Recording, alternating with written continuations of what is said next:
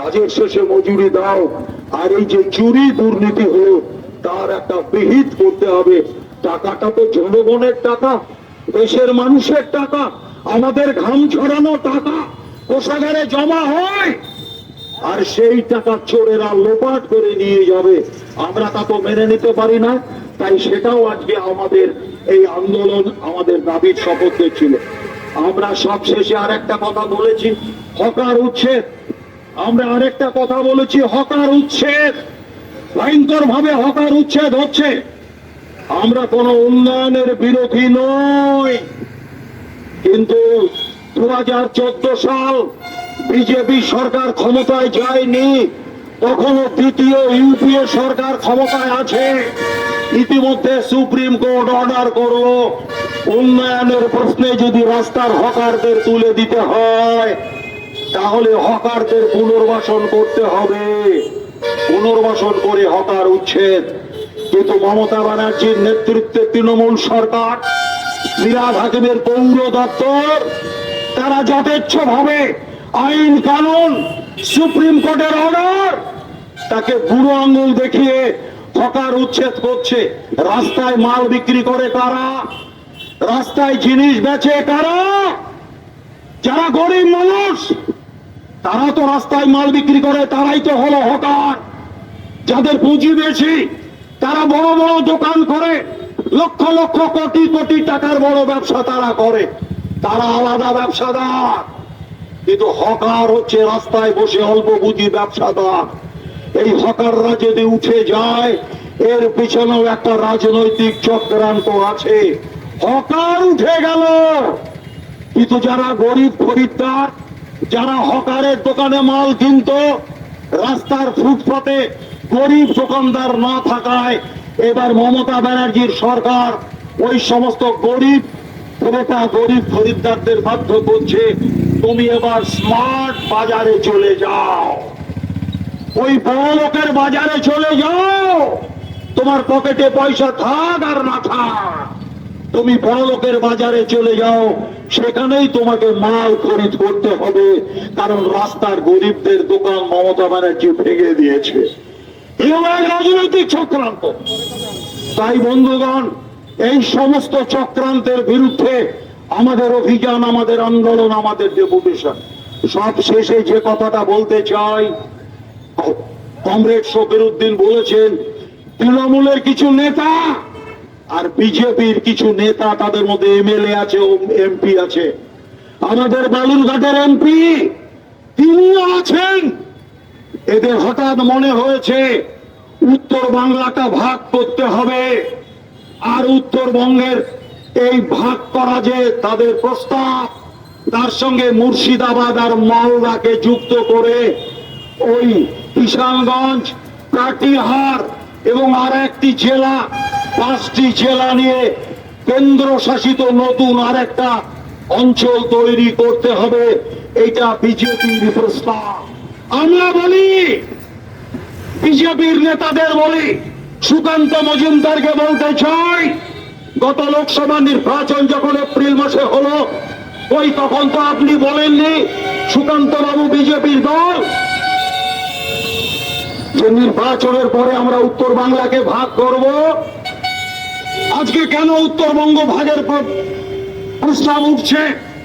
আমরা এই বাংলা ভাগের চক্রান্তের বিরুদ্ধে। বাংলা ভাগের চক্রান্ত চলছে, মানুষকে ভাগ করার চক্রান্ত চলছে। হিন্দু মুসলমান, রাজবংশী আদিবাসী ক্ষত্রি ছেত্রী, ছোট জাত বড় জাত, মন্দির মসজিদ গির্জা গুরুদ্বার, এই নানা জাতি নানা ভাষা, এই সমস্ত প্রশ্ন উত্থাপন করে একটা বিভাজনের গভীর চক্রান্ত চলছে। আমরা কৃষকরা মনে করি আমাদের লড়াই বাঁচার লড়াই, আমাদের লড়াই ভাতের লড়াই, আমাদের লড়াই কাজের লড়াই। হিন্দু গরিব কৃষক আর মুসলমান গরিব কৃষক আর গায়ের খ্রিস্টান সাঁওতাল গরিব কৃষক, তার পেটের যন্ত্রণা এক, ফসলের দাম না পাওয়া, কাজ করে মজুরি না পাওয়ার যন্ত্রণা, জীবনের যন্ত্রণা এক। তাই আমাদের এক হয়ে লড়তে হবে। আমরা বিভাজনের বিরুদ্ধে, আমরা ঐক্য চাই, আমরা শান্তি চাই, আমরা গণতন্ত্র চাই, আমরা চাই ভারতবর্ষের সংবিধান অটুট থাক। গভীর চক্রান্ত চলছে। আরজিকর হসপিটালের ঘটনা বলেছে সবাই নেতারা, তবু আমি একটু টাচ করে যাই। গোটা বাংলা কিন্তু উত্তাল, গোটা বাংলা উত্তাল। সমস্ত মানুষ, হাজার হাজার মানুষ, লাখো লাখো মানুষ, যে মানুষ কোনোদিন রাস্তায় নেমে মিছিলে পা মেলায়নি, সেই মানুষটাও আজকে মিছিল করছে রাস্তায় নেমে। আমি বিচার চাই। কেন 31 বছরের একটা মেয়ে, যে মেয়েটির বাপ হচ্ছে গরিব, একজন দরিদ্র দর্জি, জামা কাপড় সেলাই করে যে সংসার চালায়, সেই দর্জি বাড়ির একমাত্র সন্তান, পিতা মাতার একমাত্র সন্তান, খেয়ে না খেয়ে ঋণ মহাজন ধার হাওলাত করে মেয়েটাকে মাধ্যমিক উচ্চ মাধ্যমিক পড়িয়েছে। অত্যন্ত মেধাবী ছাত্রী, অত্যন্ত মেধাবী ছাত্রী, সাদা খাতা দিয়ে পাশ করেনি, পরীক্ষা দিয়ে পাশ করেছে মাধ্যমিক উচ্চ মাধ্যমিক, তারপর ডাক্তারি পড়েছে, এমবিবিএস পাশ করেছে, এখন চলছিল তার এমডি করা, এমডিও করা হয়ে গেছে, এখন হসপিটালে অ্যাপ্রেন্টিস হিসাবে কাজ করছিল। ঠিক সেই সময়ে মেয়েটি গত 9 তারিখ জুলাই মাসে, সে মেয়েটি আগস্ট মাসে মেয়েটি ধর্ষিতা হলো, তারপর খুন হয়ে গেল ভোরবেলা। তথ্য বলছে, প্রশাসনের হিসাব নিকাশ বলছে, মৃত্যুর আগে মেয়েটি 34 ঘন্টা টানা ডিউটি করেছে। এ কি মানুষ না যন্ত্র? কোন রক্ত মাংসের মানুষ টানা 34 ঘন্টা ডিউটি করতে পারে? ওই মেয়েটি টানা 34 ঘন্টা ডিউটি করেছে। 31 বছর বয়সের মেয়েটি, একজন দরিদ্র দর্জির মেয়ে। তারপর ভোর রাতে ওই নররাক্ষস, নরপিশাচ, যারা গত 5 বছর ধরে এনআরএস হসপিটালটাকে একটা দুর্নীতির আখড়ায় পরিণত করেছে, তার যিনি প্রিন্সিপাল ছিলেন সন্দীপ ঘোষ, চোরের চোর, ডাকাতের ডাকাত সন্দীপ ঘোষ, সেই সন্দীপ ঘোষ এবং তার সাথীরা মিলে সেই মেয়েটির দেহ খুবলে খুবলে খেয়েছে।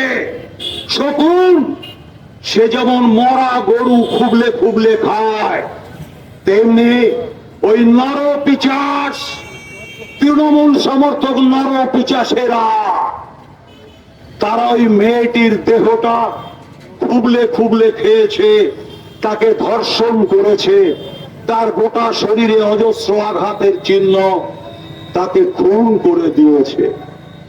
এই যে পৈশাচিক ঘটনা, একজন ডাক্তার হসপিটালে তার নিরাপত্তা নয়, একজন ডাক্তার অন ডিউটি অবস্থায় ধর্ষিত হবে, একজন ডাক্তার অন ডিউটিতে খুন হয়ে যাবে। এটা কোন বাংলা? এটা কোন বাংলা চলছে? আর স্বাস্থ্যমন্ত্রী হলো মমতা ব্যানার্জি। পশ্চিমবাংলার স্বাস্থ্যমন্ত্রী কে? মমতা ব্যানার্জি। গোটা রাজ্যের স্বাস্থ্য মুখ থুবড়ে পড়েছে। আর পুলিশ শাসকের দালালি করতে করতে তার মেরুদণ্ডটা বাঁকা হয়ে গেছে। কালীঘাটের চটি চাটতে চাটতে পুলিশ আজকে চটি চাটা পুলিশে পরিণত হয়েছে। তাই পশ্চিম বাংলায় চলছে এখন নৈরাজ্যের শাসন। কে পুলিশ মন্ত্রী? মমতা ব্যানার্জি।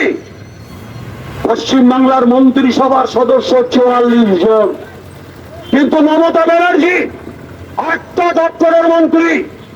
মমতা ব্যানার্জি পুলিশ মন্ত্রী, মমতা ব্যানার্জি স্বাস্থ্যমন্ত্রী, মমতা ব্যানার্জি সংখ্যালঘু দপ্তরের মন্ত্রী, মমতা ব্যানার্জি কৃষি মন্ত্রী, মমতা ব্যানার্জি ওই ইনফরমেশন টেকনোলজি ডিপার্টমেন্ট, তথ্য সংযোগ দপ্তর তার মন্ত্রী। এইভাবে 8টা দপ্তরের মন্ত্রী মমতা ব্যানার্জি, অথচ তার মন্ত্রিসভার সদস্য 44 জন। গরিব মানুষ খেতে পায় না, কাজ করে মজুরি পায় না, ফসল করে ফসলের দাম পায় না। সেদিন 8 তারিখে আমাদের মুখ্যমন্ত্রী, প্রাক্তন মুখ্যমন্ত্রী বুদ্ধদেব বাবু মারা গেলেন। 2011 সাল বুদ্ধদেব বাবু যখন বিদায় নিচ্ছেন তখন তার মাসিক বেতন ছিল 7,000 টাকা। আর আজকের মুখ্যমন্ত্রী মমতা ব্যানার্জি, তার বেতন মাসে 1.5 লক্ষ টাকা। 1.5 লক্ষ টাকা। মন্ত্রীদের বেতন 1.5 লাখ টাকা, এমএলএদের বেতন 1 লাখের উপরে, মিটিং অ্যাটেন্ড করলে 2,000 টাকা। 1.5 লাখ, 2 লাখ, 2.5 লাখ করে টাকা মন্ত্রীরা কামাই করে মমতা ব্যানার্জির শাসনে। আর গরিব চাষা, কৃষক, খেতমজুর মজুরি না পেয়ে ভুখা মরে। এই হলো পশ্চিম বাংলার শাসন। এই নৈরাজ্য চলতে পারে না। তাই আমরা বলেছি পুলিশ মন্ত্রীকে পদত্যাগ করতে হবে। তাই আমরা বলেছি স্বাস্থ্যমন্ত্রীকে পদত্যাগ করতে হবে। কোথায় দুর্নীতি নাই? হাজার হাজার কোটি টাকা দিয়ে চাকরি বিক্রি করেছে মমতা ব্যানার্জির সরকার।